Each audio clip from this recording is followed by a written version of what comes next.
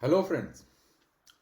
Friends, whoever is interested in stock market and both trader as well as investors might have seen this article just which was published on 23rd December 2023, where it says that FPI has sharply increased their India investments in the stock market in equity, which has gone as high as 57,313 crores in the current month. Now, friends, I saw this article and I thought of investigating this.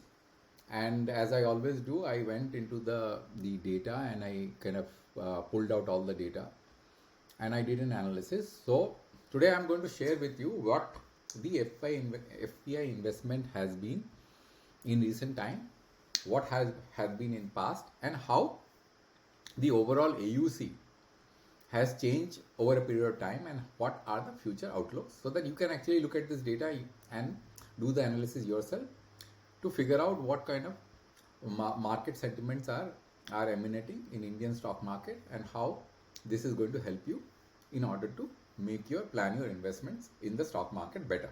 So that's the whole objective of this video. Now friends, the data of FPI is available here in this website. There could be other website also, but I went and researched and I figured out that the structure of the data is almost similar in every website. So if you look at this foreign portfolio investments, there are two types. By the way, there are two types of foreign investment. One is direct investment and this is portfolio investment. Direct investment is something which is brick and mortar, which has nothing to do with stock market. But the portfolio investments are directly in the stock market, which means it has got maximum liquidity. You make the investment and you take it out without any string attached, right? So that is portfolio investment, and which has a huge impact on the behavior of the stock market and how the index progresses over a period of time, whether it goes down or goes high. The FPI plays a very important role. Now the data for the latest month is here in this particular format. Then if you want the daily data, you go to the archive and you go here and take a date, pick a date. Let's say if you pick 28th December, this is today's date, and then you pick view report. So the problem with this data is that this is in a manner which is very difficult to extract and process unless you do some hands-on processing using some software. It's very difficult. So let me tell you, as I always do in the beginning of the video, is to tell you that how to process this data so that you can yourself do this work which I'm doing and trying to share this information with you by doing it yourself, so that you have maximum insight and can leverage this data and the information for your own personal benefit. So let me explain what I did. So fortunately there is a tool available in this website which is basically says you export to Excel. For example, you pick a date and you pick a date of 20th December and the view report, and then you export to Excel. So what I have done is that I have gone day by day. Basically you can't, it is very difficult to do day by day. So what I suggest is that next time when you do it, you go and pick the end of the month and view report. Then what will happen, all the days of the month are going to be available here. You see, starting from 1st of November till the end of November, that is 30th of November, it is in one single sheet, right? So, and you'll see the total of November. So you'll get the full data rather than going day by day. Rather than go, it is better to go by end of the month. So pick another month, 31st October, and then say view report and then export.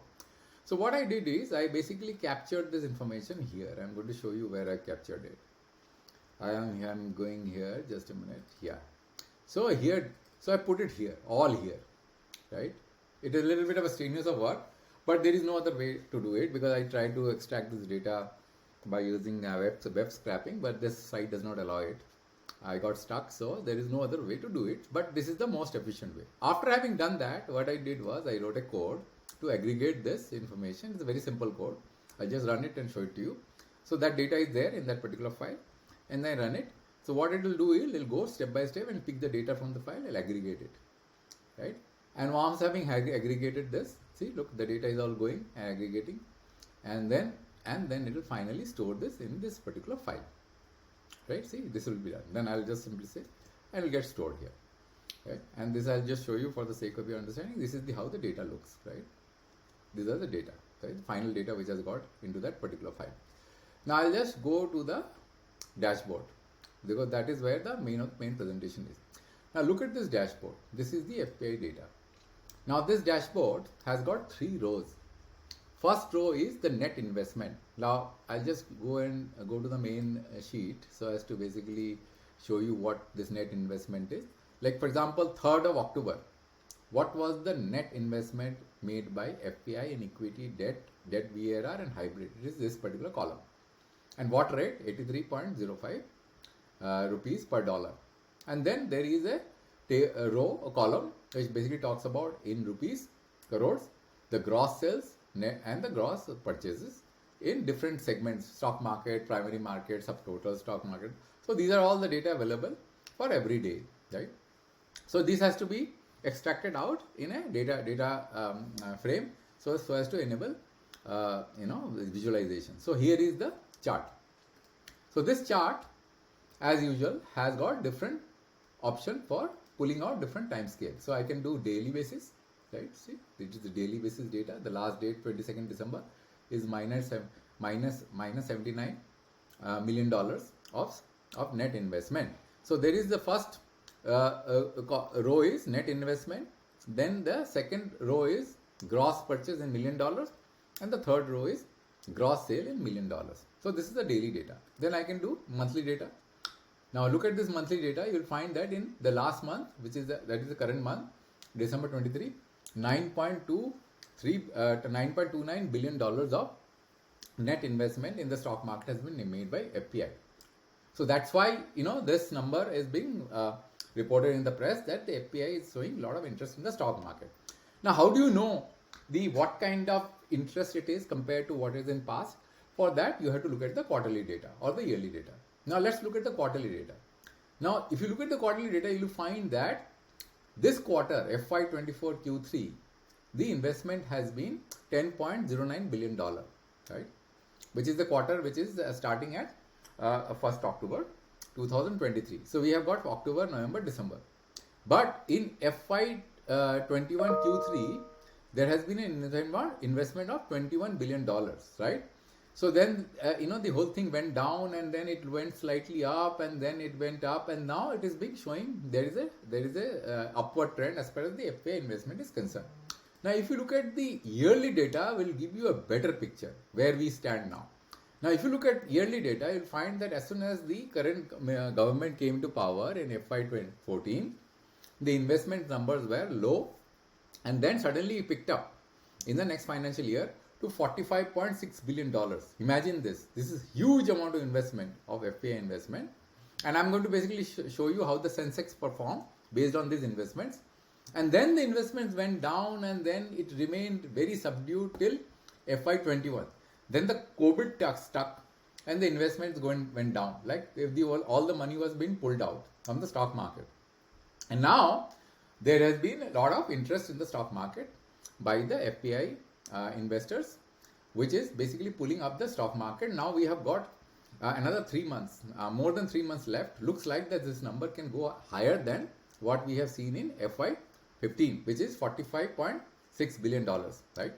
So this is a very, very interesting trend that we are seeing, which basically looks to me that the stock market is going to do well. And India is basically showing positive sentiment to the world, and countries, and they are basically showing a lot of interest in the Indian stock market. It's very clearly, evident from this data. Now let's look at one more interesting fact. What is this? So this is a static table, right? I do not have any kind of option to pull. We zoom out and zoom in here, but I'm going to show you. This is very important to understand. The first row is the net investment, which is you saw here in the first row, the net investment.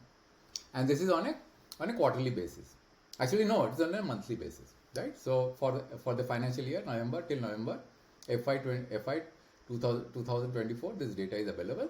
And then we have got FY23 and then we have FY22. Now, what is this? This is the ratio of the AUC, the market cap of the FI investors to the total market cap. Now, this data is available in the BSE website. I could not find the data, before this. That's why I have to limit this table till May 21. So you will find that the overall contribution of the market cap as far as the FI AUC is concerned was 21.4% of the total market cap from the FI FI investors point of view. That number went down, right, and is being continuously going down till the beginning of this financial year. Now if you look at, there has been a slight increase in this number. It has now stabilized. Earlier the number was in downward trend. However, the stock market index, the BSE index, was always in the upward trend, which basically tells us that the BSE index is not dependent on the FI investment. Actually, this is what we are able to see this through this. There have been a lot of domestic interest which has come in the stock market. Though the FPIs were pulling out from the stock market in this 2 years, like look at this, FY22 and FY23, still the stock market basically, the index basically was performing very well. Now, why this is very important? The reason is that the FPIs were pulling out, the index was performing well. Now the FPI has started showing interest in the Indian market. Imagine that where the index is now going to go. That is the reason why I am doing this video, to tell that there is a positive sentiment as far as India is concerned. Now FPI coming in, and there is always been a very good domestic investment in the stock market by both retail as well as the domestic institution investors. Looks to me that the stock market is now going a upward trend. Very clear from this data. Otherwise, this particular thing does not explain because why the stock market, when the total market cap of the FPI investments it was going down from a ratio point of view. The overall total, let's say if the total market cap was 100, just a reference number. The initially in the start of this window, the FPI's contribution to the overall market cap was 21.4%. Then it went down. Now it is 18.77%, 19.4% in the beginning of this financial year. Now it is 18.47%. So now with the rising trend, this number can go higher and even cross 20%, which kind of shows us that the stock market is going to perform pretty well. So I think that is all in this video. I don't have anything else to share about. So this data is available there, and then there is one more thing which I wanted to just say, that there is another way to extract this data, is to basically go into the RBI's website. And if you go to the RBI website, the RBI also has a tab called FDI inflows. So this is the table. I'm going to show you just for your reference. This is how the table looks, which is also very hard to read in this manner. This is a horizontal table. I'm just color coded it in order to basically do the processing. Then what I did was I captured this information in the Tableau sheet here, which also I'm going to show it to you how it looks. So the caveat here is that this is the inflow data. What you see in the NSDL website is the inflow data. The outflow data is not there. What RBI has done is, in their website, in data, they are capturing both the inflow as well as the outflow data, which kind of gives a net data.